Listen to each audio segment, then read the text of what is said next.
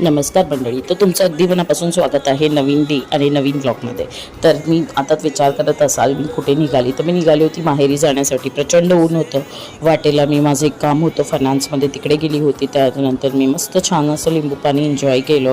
प्रचंड ऊन होतं. घरी पोचल्यावर हा क्युटी पाय बघा मस्तपैकी पॉपकॉर्न खात होता. Welcome to the next day morning, cut to day 2. मस्त नाश्ता करून घेतल्यानंतर आम्ही निघालो स्वामी समर्थांच्या मठात दर्शनासाठी. तर इथे बघू शकता खूप बऱ्याच दिवसांनी मी मठात आली होती वसईच्या, जे की भोईगावला लोकेटेड आहे.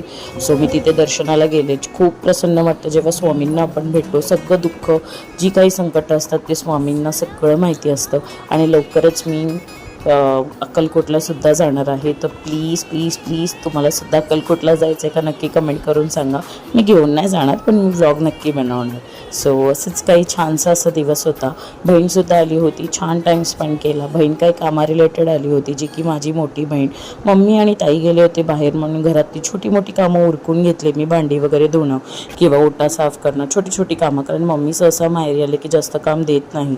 आईनी छान अशी देवपूजा केली. असा होता आजचा दिवस. आवडला असेल तर नक्की फॉलो करा. भेटूया नेक्स्ट ब्लॉग.